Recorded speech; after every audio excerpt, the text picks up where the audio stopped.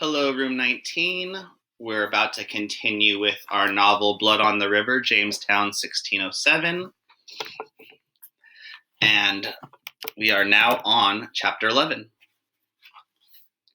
Hereupon the President was contented the fort should be palisade. The ordnance mounted, his men armed and exercised. William Simmons. Reverend Hunt kneels with me in the dirt in front of the altar. He puts words to prayers I cannot speak. Please take James' soul into heaven with you, because he was just an innocent child. Then he lays a hand on my shoulder. Samuel, he says, you've been here a long time. Have you finished your prayers yet? I shake my head. How can I finish praying for forgiveness? It was my fault, I say. My throat feels dry as sand. I should have explained to him the danger of running to the ships.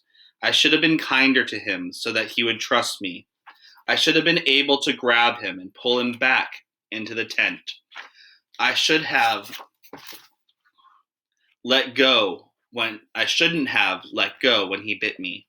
I had so many chances to keep James safe, and I failed at all of them. Reverend Hunt stands and reaches down a hand to pull me up. I take his hand reluctantly and rise. He looks into my eyes. When our Lord spoke of forgiveness, he did not only mean forgiving others. Sometimes we have to forgive ourselves. I swallow past the lump in my throat. Now, go wash your face and see if there is any breakfast left. You won't be able to work if you don't eat. Reverend Hunt gives me a little push, and I leave the chapel. I trudge through the work of the day, sewing up holes in tents and mattresses, bringing water and food to our makeshift hospital, where Dr. Wanton tends to the wounded men, dumping more water on our wilting plants. Richard's eyes, red and swollen. I don't know what to say to him to make it any better. I don't think he wants to hear from me anyway. I wonder if Richard will ever forgive me for my meanness to James while he was alive, and my failure to save him. That afternoon, Captain Smith, Captain Newport, and their party return. They say their Indian guide had acted strangely. He left them suddenly with no explanation. This made them suspicious that a raid was being planned, and so they sailed back to us quickly as they could. They are dismayed to find that they were right. In the evening, the council calls a meeting to discuss our situation. I creep near the cabin where the council members are talking so that I can eavesdrop.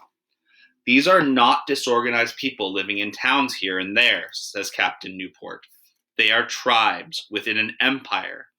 The empire is called the Powhatan. The people are the Powhatans, and the river was named the James River. They already called it the Powhatan River. They are a kingdom of warriors. The boys are taught to use bow and arrow when they are 6 years old. Their mothers don't even give them breakfast until they have shot their targets in the morning. When the great Chief Powhatan wants to conquer a new tribe, the warriors get the job done very quickly.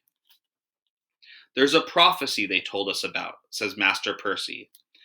The bay we first entered on our way here, they call the Chesapeake Bay. There used to be a tribe, the Chesapeakes, living on its shores. The prophecy says that a threat to Chief Powhatan's empire will come from the Chesapeake Bay. When he heard this, he sent his warriors in one day. They wiped out the Chesapeake tribe. There must have been 400 of them last night, says Captain Gosnold. If it had not been for the cannon scaring them off, they would have easily killed us all. There is silence then. No one wants to tell President Wingfield that he was wrong and Captain Smith was right about building a palisade. I think President Wingfield, to his credit, had been at the forefront of the battle. Those who saw him said that he fired his musket even as an arrow went right through his beard. I hold my breath. Please, someone tell him we need to build a strong fort. All right, President Wingfield's voice breaks the silence. There will be watches, armed men at every corner and shifts throughout the day and night. And, he hesitates a moment, tomorrow we will begin construction of a tall palisade with not so much as a crack between the posts. I let out my breath and keep away before anyone catches me listening. Fear makes us work fast. We fell trees and make them into palisade posts with wickedly sharp tips. We dig a trench in a large triangle around our tents and plant our posts close together. An arrow cannot get through. Each corner of the triangle is rounded like a half moon, with a platform inside. We bring cannons from the ships and mount them on platforms. We are making a fort, like soldiers in war. Thank goodness the sailors are still with us.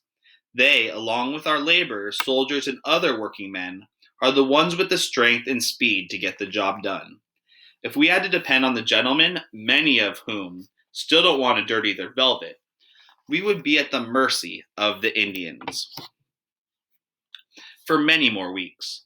As it is, the natives mount small attacks every other day on any man or creature who strays too far from our guarded, half-built fort. They shoot Master Clovel while he is out hunting. He comes running back to the fort with arrows sticking out of him and dies soon after. They shoot and kill another man in the woods when he drops his slops to relieve himself. They even shot one of Captain Newport's dogs while she is sniffing after a rabbit. Captain Smith finds me using a hatchet to sharpen palisade post tips. He is holding a belt, sheathed sword, and armor. I recognize the sword. It has a C molded into the handle. It belonged to Master Clovel, whose grave I just helped dig.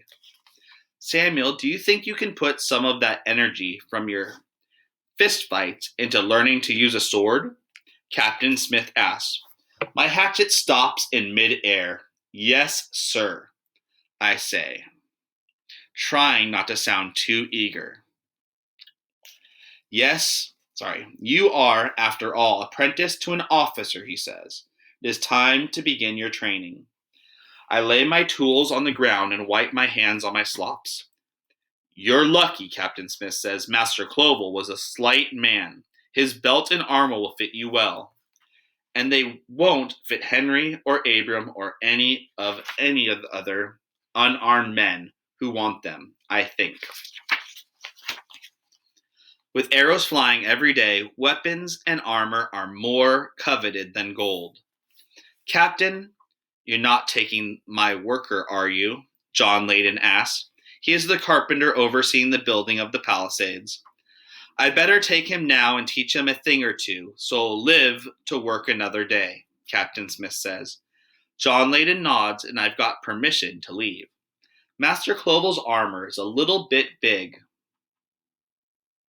but it fits well enough. I will grow into it. The breastplate makes me feel like I have a large chest. I rap my knuckles on it and admire the clang. No arrow can pierce this metal. The helmet is heavy. I feel like a soldier already. Will I have a musket too, I ask. First, you will learn to use a sword, Captain Smith says. I fasten the belt around my waist and pull the sword out of its sheath. The handle is smooth and cold, and the sword is heavy. It glints in the sun. I take it in both hands and whip it through the air. It makes a sharp whoosh. Captain Smith begins my instruction. I want to think about the sword, but he tells me I must think about my feet and watch his feet as well. It is like dancing, he says, but I have never learned to dance, and so it is all new. It is a dance of death with your opponent, he says. You mirror his steps until you see a weak spot, and then you lunge.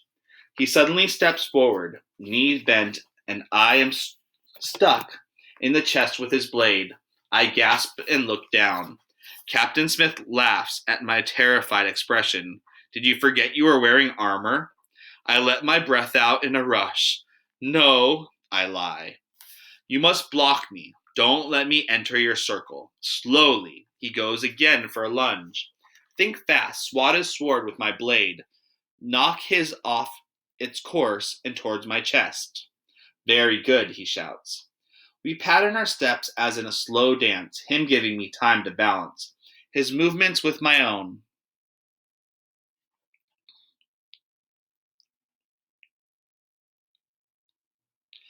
He raises his eyebrows when he is about to strike, his signal to me to protect myself. I hear the satisfying clang as my sword knocks his away. We speed up, our feet moving more and more quickly. No time for thought now, only reaction. I am out of breath, sweating, and our swords clanging and ringing out. He is always one step ahead of me, always quicker. I am tiring. Then I see a gap, my chance to enter his circle. I step forward, lunge. Suddenly there is a scraping, a pain in my hand, and my sword is wrenched from my grasp.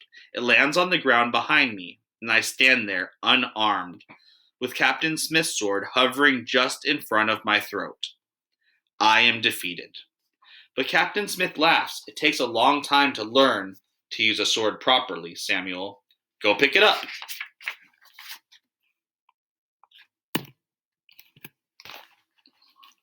I rub my sore fingers and move then until they feel better. Then I grasp the sword again, narrow my eyes, and concentrate. I will try again. Captain Smith moves slowly at first, giving me a chance to find my rhythm. Then he speeds up, as before, and I follow and put my mind aside and feel only my body.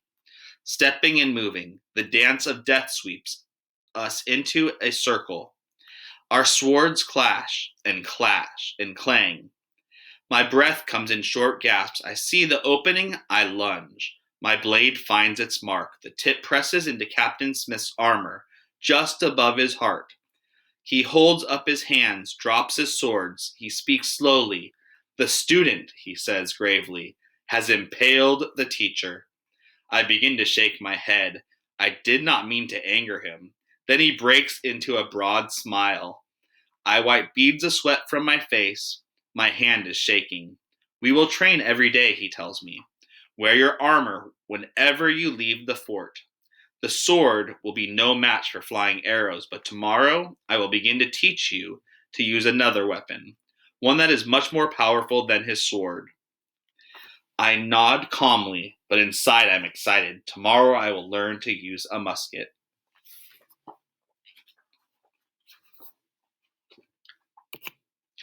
So the next 2 days we're going to be looking at capitalization. Now I want to talk about some of the capitalization rules. So when you capitalize, you should always capitalize the greeting of a letter. For example, dear or hello. And you also capitalize the first word of the closing of a letter. Always yours, best, warmly, sincerely, etc.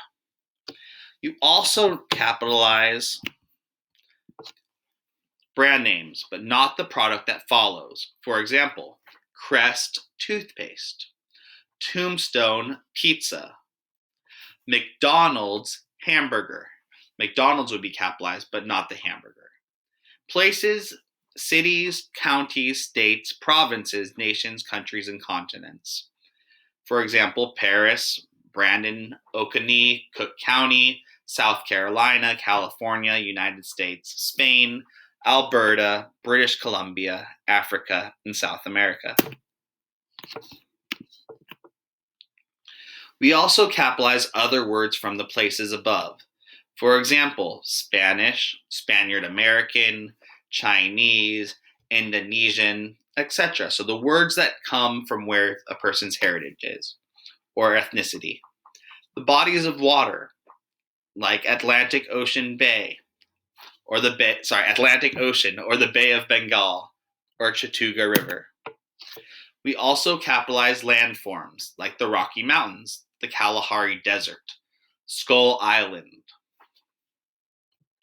Baja California.